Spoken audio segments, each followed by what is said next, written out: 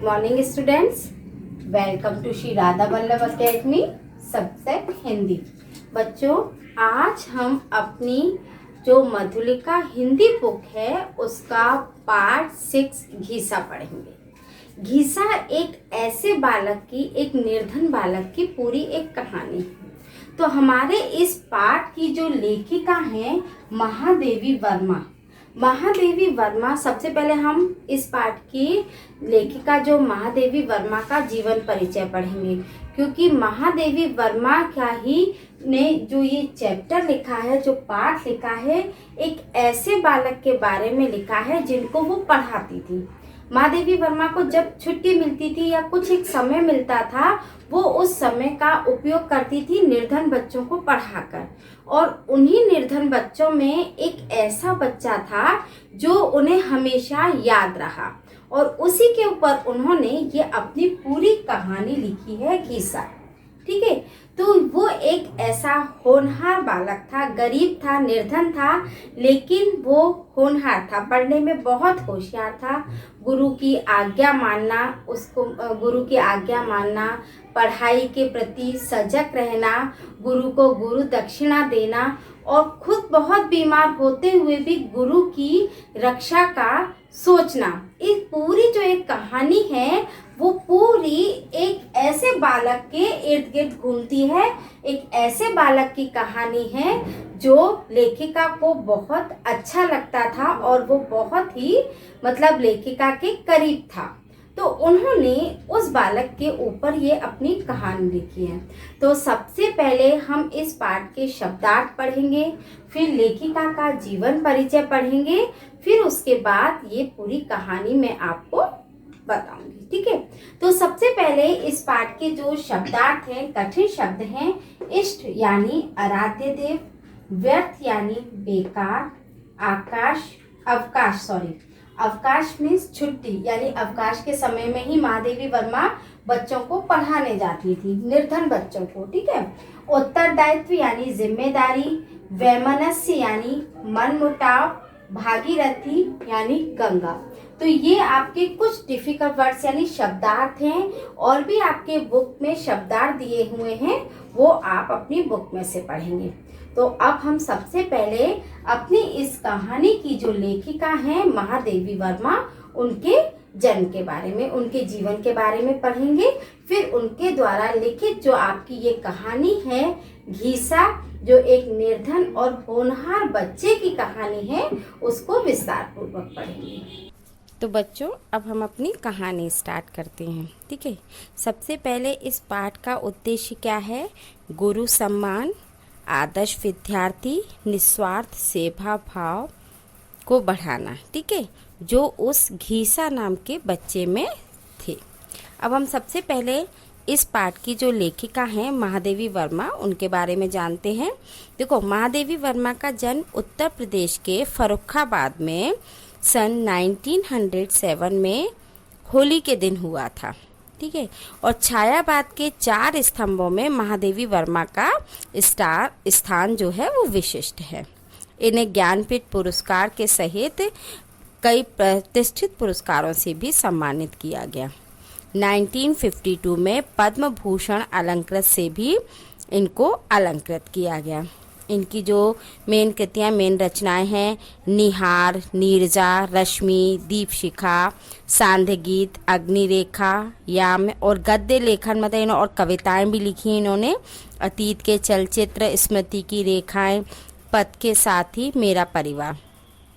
तो बच्चों, ये तो हमारी हुई इस पाठ की जो लेखिका हैं महादेवी वर्मा की जीवन के बारे में बताया, क्योंकि ये पाठ महादेवी वर्मा से ही संबंधित है, क्योंकि महादेवी वर्मा ही अपने खाली समय में, जो उनके पास समय रहता था, उस खाली समय में वो निर्धन बच्चों को पढ़ाया करती थी। और उन्हीं निर्धन बच्चों में ये घीसा नाम का बच्चा था, जिसके बारे में ये पूरी कहानी है। ठीक है, तो हम सबसे पहले स्टार्ट करते हैं। गंगा पार झूसी के खंडहर उसके आसपास के गांवों के प्रति मेरा जैसा अकारण आकर्षण रहा है, ये महादेवी वर्मा कह रही हैं। उसे देखकर भी संभवतः लोग जन्म जन्मांतर के संबंध पर व्यंग करने लगते हैं। है भी तो आश्चर्य की बात, जिस अवकाश के समय को लोग इष्ट मित्रों से मिलने, उत्सवों में सम्मिलित होने और अन्य आमोद प्रमोद के लिए सुरक्षित रखते हैं, उसी को मैं इन खंडहर और उसके छत विछत चरणों पर पछाड़े खाती हुई भागीरथी के तट पर काटती हुई ही नहीं, सुख से काट देती थी। ये देखो, इस पैराग्राफ में ये बताया है कि जो लोग मतलब अपने पास कोई छुट्टी का समय होता है तो हम अपने दोस्तों के यहाँ मिलने जाते हैं, क्या अपने रिश्तेदारों के उत्सवों में शामिल होते हैं, खेल कूद के काम करते हैं। लेकिन उस समय में महादेवी वर्मा कोई भी ऐसा कार्य न करके इन खंडहरों में जाके भागीरथी के तट, भागीरथी देखो मैंने आपको पहले ही शब्दार्थ में बताया, भागीरथी यानी गंगा नदी के तट पर ये वो जो गांव था वहां पर जाके बच्चों को पढ़ाया करती थी। ग्वालों के बालक, ग्वाल यानी कि गाय वगैरह चराते ना, उनके बालक जो गाय भैंसों को बहकते देखकर लुकटी, लुकटी मीन्स लाठी है ना, डंडा लेकर दौड़ पड़ते। गड़रियों के बच्चे जो अपने झुंड की एक की बकरी या भेड़ को उसको और बढ़ते देखकर कान पकड़कर खींच ले जाते।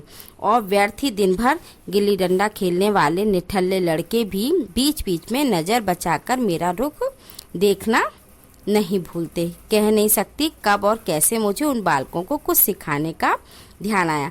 मतलब इन्होंने जो बच्चों को पढ़ाया उसमें गड़रियों के, गड़री यानी जो बकरियों को चराते हैं उनके बच्चे भी थे, जो गाय चराते हैं उनके बच्चे भी थे, और जो खाली बैठे हुए बच्चे केवल खेल कूद में अपना समय बिताते थे, उन सबको देखकर ही इनके मन में आया कि मुझे इन्हें शिक्षा प्रदान करनी चाहिए। तब इन्होंने ये बच्चों को शिक्षा प्रदान करने का सोचा। मेरे विद्यार्थी पीपल के पेड़ की घनी छाया में मेरे चारों ओर एकत्र हो गए और वे कैसे जिज्ञासु थे। जिज्ञासु का मतलब होता है जिनमें जानने की इच्छा होती है। वह क्या बताऊं, कुछ कानों में बालियां और हाथों में कड़े पहने, धुले कुर्ते और ऊंची धोती में तो वह कुछ उस अपने बड़े भाई का पांव तक लंबा कुर्ता पहने खेत में डराने के लिए खड़े किए हुए नकली आदमी का स्मरण दिलाते हैं। मतलब जो बच्चे आते थे उनकी वेशभूषा बताई है इसमें महादेवी वर्मा ने कि कुछ के कानों में बालियां रहती हैं, कानों में कुंडल पहने रहते हैं, कुछ के कपड़े धुले हैं, लेकिन कुछ के इतने लंबे चौड़े मतलब धोती कुर्ता हैं कि ऐसा लगता है जैसे अपने बड़े भाई के पहनाए हैं। ठीक है, कुछ उभरी पसली यानी कुछ कमज़ोर हैं, कुछ हष्ट पुष्ट हैं। और तो इस तरह से उन्होंने अपने इसमें बच्चों की वो बताई है। केवल इसमें मनुष्य संतान की परिभाषा में कोई आ सकता है तो वह केवल घीसा अकेला ही रहा। मतलब उसमें एक केवल सभ्य बच्चा जो उन्हें दिखा वो घीसा दिखा। ठीक है, पढ़ने उसे सबसे पहले समझने, उसे व्यवहार के समय स्मरण रखने, पुस्तक में एक भी धब्बा न लगाना। अब देखो इसमें घीसा की विशेषता बताई है कि पढ़ने में होशियार, कोई चीज़ समझाओ तो समझने में सबसे आगे रहता। व्यवहार के समय स्मरण रखना, मतलब कोई भी व्यवहार यानी कोई भी कार्य करता उसको बहुत याद से करता। पुस्तक इतनी साफ सुथरी रखता। मतलब एक बच्चे में, जो पढ़ने वाले बच्चों में जो काम मतलब अच्छी एक बातें होती हैं वो सारी इसमें थी। अपने पुस्तकों को बहुत अच्छे से रखता था। जो पहले स्लेट होती थी, स्लेट पर लिखकर, बत्ती से लिखकर मतलब पढ़ते थे, उसको बिल्कुल साफ चमचमाती हुआ रखता था। और छोटे से छोटे का काम का जो उत्तरदायित्व वो बड़ी गंभीरता से निभाता था। मतलब अगर उसे कोई काम दिया जाए तो उसे बड़ी ही गंभीरता से सीरियसली लेकर उस कार्य को करता था। वह चतुर भी बहुत था, मतलब होशियार था। अब एक दिन की बात बताते, शनिचर के दिन ही वह अपने छोटे और दुर्बल हाथों से पीपल की छाया को गोबर मिट्टी से पीला चिकनापन दे रहा था। मतलब वहाँ पे एक पेड़ के नीचे जब वो गुरु उनके पढ़ाने आती थी महादेवी वर्मा, उससे पहले ही वो उस जगह को साफ करके, पहले कच्ची जगह होती थी तो उसको गोबर मिट्टी से लीप कर चिकना करके पहले से ही रखता था। फिर इतवार को माँ के मजदूरी पर जाते ही पेड़ को नीची डाल पर रखी हुई मेरी शीतल पाटी उतार कर बार बार झाड़ पोंछ कर बिछाई जाती थी। शीतल पाटी मतलब जहाँ पे मतलब बैठने के लिए एक मतलब खटिया टाइप की होती है, तो उनको बैठने के स्थान को तैयार करके रखता। कभी काम न आने वाली सूखी स्याही लगी, कांच की दवात, टूटे नेप और उखड़े हुए रंग वाले हरे भरे भूरे हरे कलम को पेड़ के कोटर से निकालकर यथास्थान रख देता था। मतलब ये कहने का है कि जहाँ पे वो महादेवी वर्मा उनके गुरु पढ़ाते थे उस जगह को साफ सुथरा करके उनके लिए बैठने का स्थान बनाता, सूखी मतलब स्याही वगैरह जो भी का सामान पढ़ाने में जो यूज़ में आता था वो पहले से ही तैयार करके रखता। तब इस विचित्र पाठशाला का विचित्र मंत्री और निराला विद्यार्थी कुछ आगे बढ़कर मेरे सप्रणाम स्वागत के लिए प्रस्तुत हो जाता। वह सबसे पहले एक ये अच्छा बच्चा था जो उनके स्वागत के लिए पहले से ही तैयार रहता था। मैं आज भी उस दिन को नहीं भूलती। अब उन्हें कोई एक दिन याद है जिसके बारे में उसमें इन्होंने लिखा है, मैं आज भी वह दिन नहीं भूलती जब मेरे बिना कपड़ों का प्रबंध किए बिना ही उस बेचारों को सफाई का महत्व समझाते समझाते पका डालने की मूर्खता की। एक बार बच्चे मतलब बहुत गंदे कपड़े पहनकर आए होंगे तो महादेवी वर्मा ने उन्हें मतलब साफ सुथरा रहने पे और साफ कपड़े पहनने के बारे में थोड़ी सी शिक्षा दे डाली। मतलब अच्छी बातें बताई कि बच्चों को साफ सुथरा रहना चाहिए, धुले कपड़े पहनना चाहिए। अब क्या था, दूसरे दिन इतवार को जब जैसे तैसे सामने मतलब आए, केवल कुछ गंगा जी में मुंह धोए आए थे। फिर सारे बच्चे क्या क्या करने लगे, जब उन्होंने मतलब अपने गुरु ने ऐसा समझाया तो कुछ बच्चे गंगा जी में मुंह धोकर आ गए, जिसके कारण मैल उनके अनेक रेखाओं में मतलब मुंह पर अच्छे से मुंह नहीं धोया तो कहीं कहीं मैल लगा, कहीं कहीं साफ हो गया।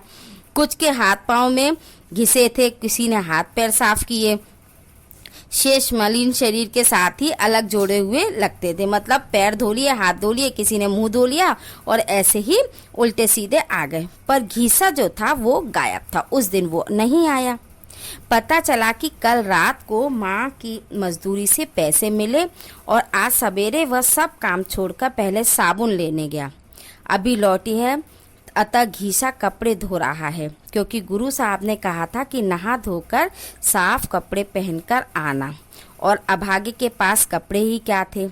वह घीसा नहाकर गीला अंगोछा लपेटे और आधा की भीगा कुर्ता पहने अपराधी के समान मेरे सामने आ खड़ा हुआ। तब आंखें ही नहीं, मेरा रोम रोम गीला हो गया। इसमें ये बताया है उस समय का जब उन्होंने साफ सुथरे रहने के लिए बच्चों से कह तो दिया, लेकिन जो घीसा था उसके पास कपड़ा एक ही जोड़ी था। अब उसने माँ की मजदूरी से साबुन लिया, उसको धोया। अब धो तो दिया, लेकिन सूखने के लिए पहले अपने एक जोड़ी धो देते तो दूसरा जोड़ी पहन लेते। अब उसके पास दूसरा जोड़ी था ही नहीं, इसलिए वो लेट पहुंचा और वही गीले कपड़े साफ करके धोकर और गीले कपड़े पहनकर ही पहुंच गया वहां पे। तब महादेवी वर्मा को बहुत अंदर से बहुत ज़्यादा दुख हुआ। उस समय उन्हें समझ में आया कि द्रोणाचार्य ने अपने भील शिष्य में अंगूठा कैसे कटवा ले। बेटा एक ये कहानी है कि आचार्य द्रोणाचार्य ने जो शिक्षा मतलब अपने मतलब शिष्य से एक गुरु दक्षिणा मांगी थी। गुरु दक्षिणा में उन्होंने अपना अंगूठा, ये बहुत लंबी कहानी है तो वो तो पॉसिबल नहीं, एक बस केवल ये बता देती हूँ कि आचार्य द्रोणाचार्य ने अपने भील शिष्यों को पहले उन्होंने शिक्षा नहीं देते थे तो उन्होंने अपने आप शिक्षा ले ली। तो गुरु द्रोणाचार्य ने उनसे उनकी गुरु दक्षिणा के रूप में अंगूठा कटवा लिया था। अब इस तरह से उनको मतलब वो घटना याद आ गई। अब हम आगे बढ़ते हैं। होली के पहले की एक घटना और उन्हें याद आई जो उनके सामने अंकित हुई, जिसका वो बताती हैं कि उन दिनों हिंदू मुस्लिम वैमनस्य का मैंने आपको बताया था कि मन मुटाव, यानी कि हिंदू मुसलमान के मतलब दोनों में मन मुटाव चल रहा था। घीसा 2 सप्ताह से ज्वर में पड़ा हुआ था। 2-4 दिन उसकी माँ स्वयं बैठी रही, फिर एक अंधी बुढ़िया को बिठाकर वह काम पे चली गई। तो सांझ को मैं बच्चों को विदा दे घीसा को देखने चली। मतलब महादेवी वर्मा जब वो बीमार हो गया घीसा तो वो आया नहीं पढ़ने, तो महादेवी वर्मा उसको देखने चली। परंतु पीपल से 50 पग दूर पहुँचते पहुँचते उसी समय उनके पैर डगमगाते, गिरते पड़ते और आते देख उनका मन उद्विग्न हो गया। ठीक है, तो इसमें क्या कहते हैं, उन्होंने मतलब अपना वो बताया है कि वो वहाँ पे उनको देखने जाती हैं। वह प्यार से जाग गया। इतने में गुल्लू के काका ने नदी पर से लौटकर दरवाजे से ही अंधी बुढ़िया को बताया कि शहर में दंगा हो गया है। तब घीसा को गुरु साहब का ख्याल आया। मतलब उनको ये लगा कि आज भी मतलब गुरु पढ़ाने आएंगी बीमार था घीसा, लेकिन उसको जब ये लगा कि आज भी मतलब हमारे गुरु पढ़ाने आएंगे और इस समय दंगा हो रहा है, तो घीसा गुरु साहब का ख्याल आते ही गुल्लू के काका के हटते ही वैसे मतलब धीरे से फिर उठा। फिर बुढ़िया को पता ही नहीं चला इतनी धीरे, क्योंकि अगर बीमार बच्चा उठेगा तो उसको रोकेंगे कि नहीं, तो वो पता न चले इसलिए धीरे से उठा और कभी दीवार कभी पेड़ का सहारा लेते हुए वो उस ओर भागा। किस ओर भागा? जहाँ पे उसकी गुरु यानी कि गुरु साहब जहाँ पर उनसे मिलेंगी। जब मुझे उन लोगों को छोड़कर जाना था तब मेरा मन बहुत ही अस्थिर हो गया। मतलब फिर इसमें ये बताया कि वो गुरु साहब को बचाने के लिए जाता है, मतलब उसे अपनी बीमारी में भी अपने गुरु का इतना ध्यान था।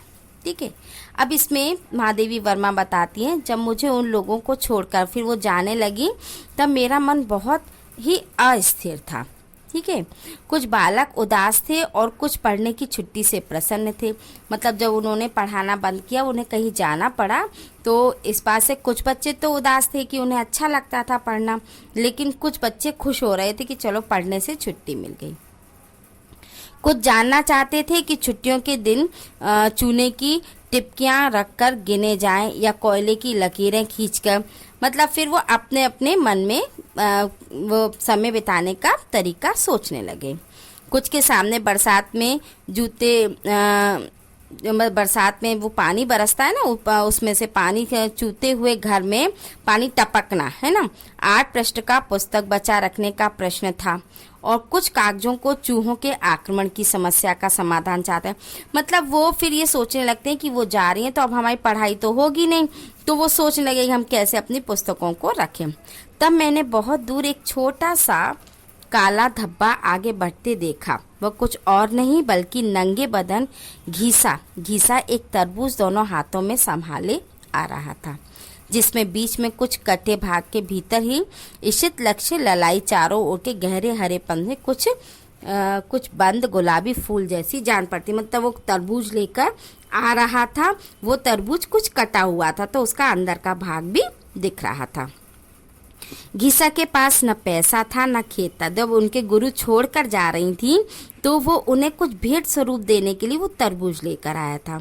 उसके पास पैसा था नहीं, न खेत था, तब वह क्या करता, तो वह उसे चुरा कर लाया था। घीसा गुरु साहब से झूठ बोलना भगवान से भी झूठ बोलना समझता था। उसने झूठ नहीं बोला, उसने अपने गुरु को सच भी बता दिया। वह तरबूज कई दिन पहले देख आया था।